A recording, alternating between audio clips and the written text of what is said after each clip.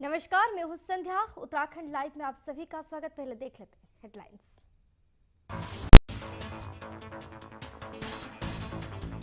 राष्ट्रीय खेलों की तैयारियां में जुटी धामी सरकार। 26 जनवरी को आयोजित प्रोग्राम्स में देखने को मिलेगी खेल वाली झांकियां। खेल मंत्री ने लिखा सीएस को पत्र।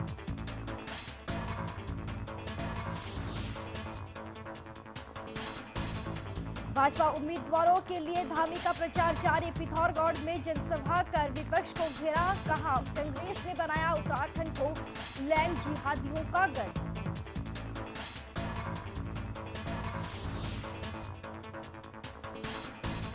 ज्योतिर्मठ के पुनर्निर्माण के लिए केंद्र सरकार ने दी श्रद्धांजलि के बजट को मंजूरी। ज्योतिर्मठ में आई दरारों के बाद राज्य सरकार ने मांगे थे 1600 करोड़।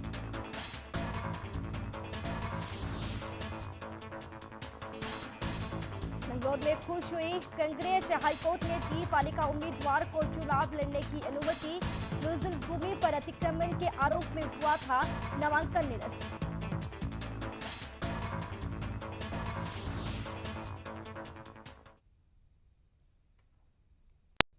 अब खबर दिखेंगे विस्तार से। खेल मंत्री रेखा आर्य ने मुख्य सचिव को पत्र लिखकर मांग की है कि प्रदेश में इस बार गणतंत्र दिवस के अवसर पर सभी तरह जनपदों में आयोजित कार्यक्रमों में राष्ट्रीय खेलों से संबंधित झांकी को भी सम्मिलित किया जाए। उन्होंने कहा कि उत्तराखंड के लिए ये गौरव की बात है कि देवभूमि में इस तरह का राष्ट्रीय आयोजन हो रहा है और इससे सभी उत्तराखंड वासी गौरवान्वित भी हैं। ऐसे में अगर सभी जिलों में राष्ट्रीय खेलों को लेकर झांकियां प्रस्तुत की जाए तो उत्तराखंड से लेकर देश विदेश में इसका प्रचार प्रसार होगा और उत्तराखंड का मान सम्मान भी बढ़ेगा। जनवरी को पूरा देश गणतंत्र दिवस मनाता है। अपने राज्य में भी सभी जिलों में गणतंत्र दिवस मनाया जाएगा और उसमें हम अपने राज्य की विभिन्न प्रकार की झांकियां भी हम लोग प्रस्तुत करते हैं। उन्हीं झांकियों में एक झांकी जो कि अपने यहाँ पे एक ऐतिहासिक कार्यक्रम होने जा रहा है, राष्ट्रीय खेल, जो कि 28 जनवरी से माननीय प्रधानमंत्री जी के कर कमलों से जिसका शुभारंभ होने जा रहा है। तो उस कार्यक्रम से संबंधित भी और राष्ट्रीय खेल जो कि हर एक उत्तराखंडी के लिए बहुत गौरव का विषय है, हर कोई व्यक्ति गौरवान्वित होता है।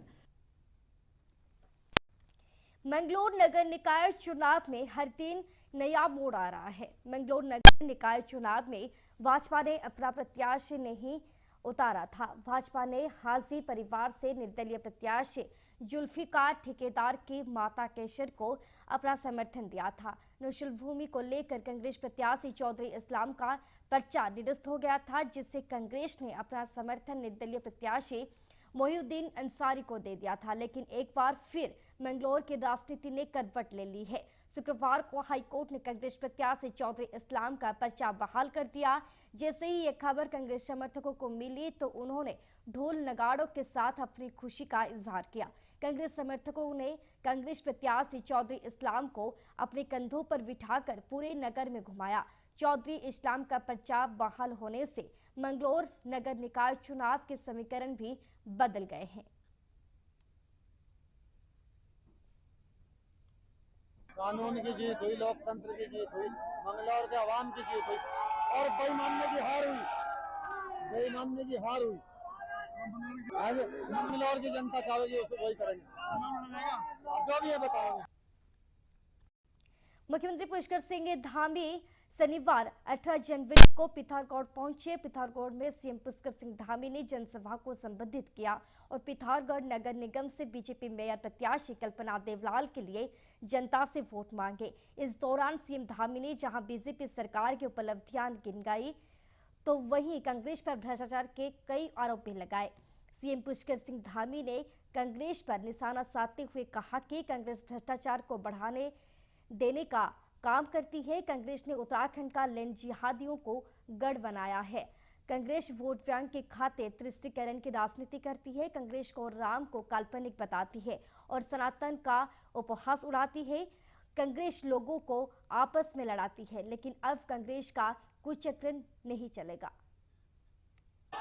जिसने देवभूमि उत्तराखंड को लैंड जिहाद का गढ़ बना दिया था, ये वही कांग्रेस है भाइयों बहनों, जिसने हमेशा सनातन विरोधियों के साथ मिलकर तुष्टीकरण की राजनीति की है।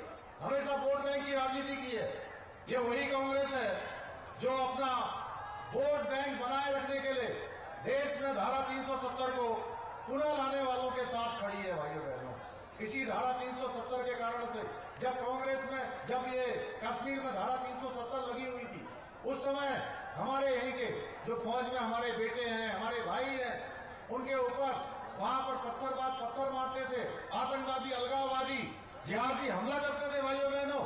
जिस 370 को माननीय प्रधानमंत्री मोदी जी के नेतृत्व में समाप्त कर दिया गया, कांग्रेस को भारत का अभिन्न अंग बना दिया। कांग्रेस आज उनके साथ फिर से खड़ी है, जो कहते हैं हम कि 370 फिर से लागू करेंगे। ये वही कांग्रेस है जिसने भगवान राम के ज्योतिर्मठ यानी जोशीमठ पुनर्निर्माण के लिए केंद्र से बजट की सैद्धांतिक मंजूरी तो मिल गई है, लेकिन अब भी इस पर राज्य सरकार का होमवर्क पूरा करना है।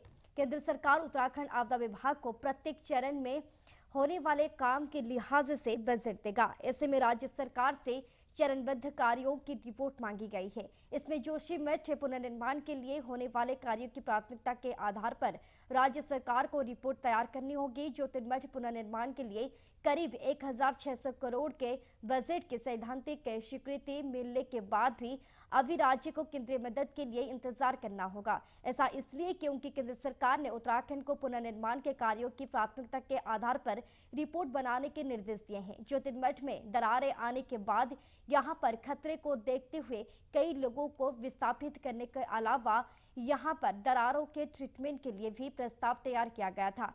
कई घरों और सड़कों पर बड़ी दरारें आने से पूरे इलाके में दहशत हो गई थी और ऐसे में आपदा प्रबंधन विभाग के साथ ही तमाम एक्सपर्ट्स ने भी इस पूरे क्षेत्र का अध्ययन कर रिपोर्ट तैयार की थी।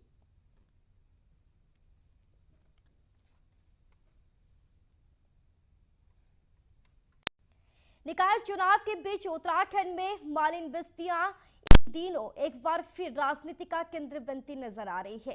कांग्रेस जहां एक और भाजपा पर मालिन बस्तियों को उजाड़ने और मालिकाना हक ना देने का आरोप लगा रही है, वहीं भाजपा सभी को छत देने की बात कर रही है। गौरतलब है कि पिछले दिनों एनजीटी ने उत्तराखंड सरकार से कहा था कि नदी के किनारे बस्तियों के अवैध कब्जे को तुरंत हटा दिया जाए और नैनीताल हाईकोर्ट ने भी इस पर सरकार को निर्देश दिए थे। ऐसे में सरकार अध्यादेश लेकर आई और 3 साल की मोहलत न्यायालय से मांगी। न्यायालय के निर्णय पर तो मोहलत मिल गई, लेकिन एनजीटी ने एक बार फिर सरकार से इस बात को लेकर स्पष्टीकरण मांगा कि ये विषय केंद्र का है, लिहाजा सरकार इस पर प्रमुखता से विचार करे।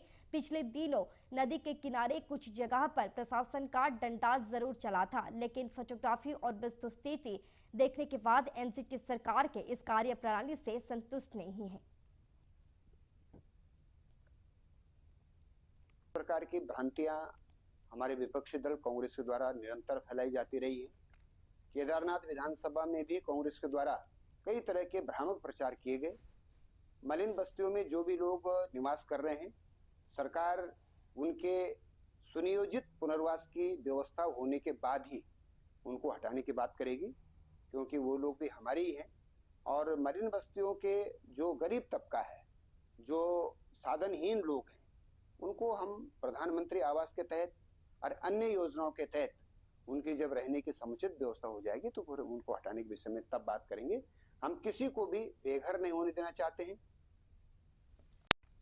निकाय चुनाव के तहत भाजपा ने देहरादून नगर निगम के विकास को लेकर संकल्प पत्र जारी कर दिया है।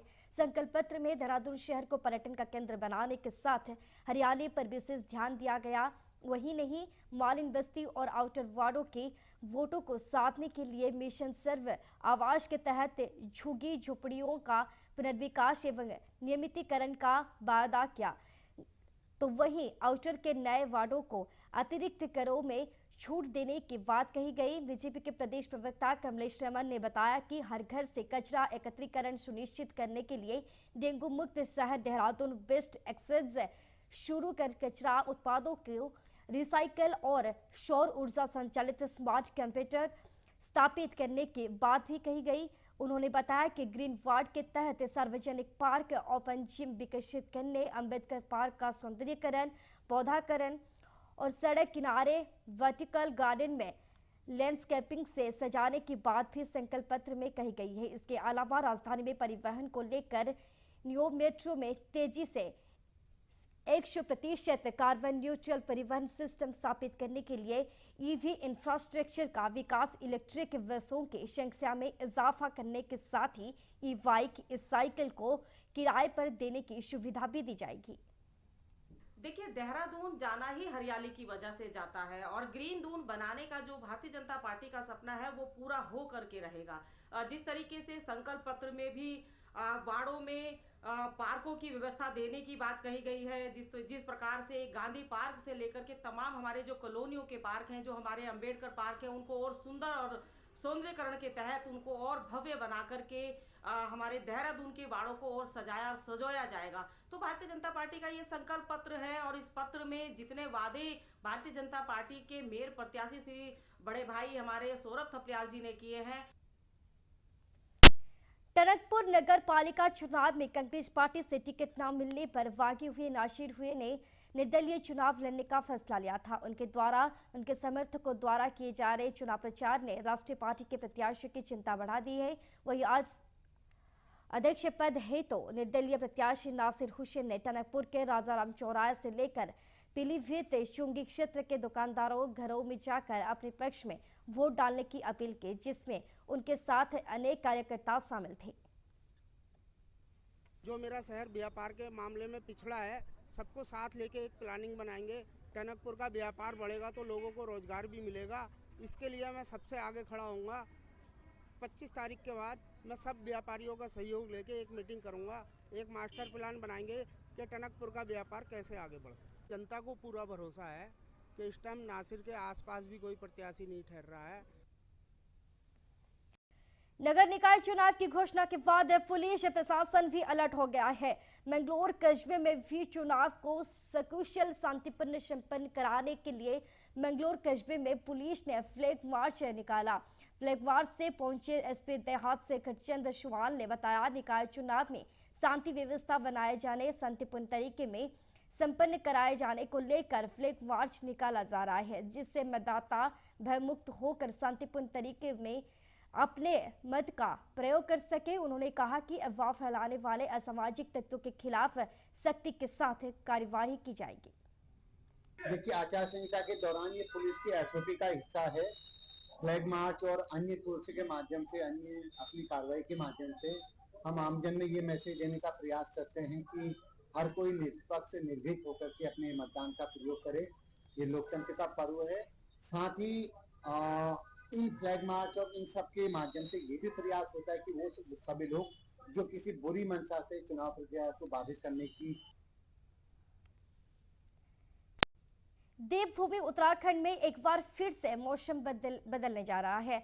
आज से प्रदेश भर के अधिकांश जनपदों में मौसम विभाग ने बारिश और बर्फबारी का पूर्वानुमान जारी किया है। मौसम विज्ञान केंद्र के निदेशक डॉक्टर विक्रम सिंह ने 22 जनवरी तक बारिश और बर्फबारी की संभावना जताई है। उन्होंने बताया कि प्रदेश में पश्चिमी विक्षोभ के सक्रिय होने के चलते मौसम में बदलाव देखने को मिलेगा। इसके तहत मैदानी इलाकों में हल्की बारिश, जबकि 2500 मीटर से अधिक ऊंचाई वाले क्षेत्र में बर्फबारी देखने को मिलेगी।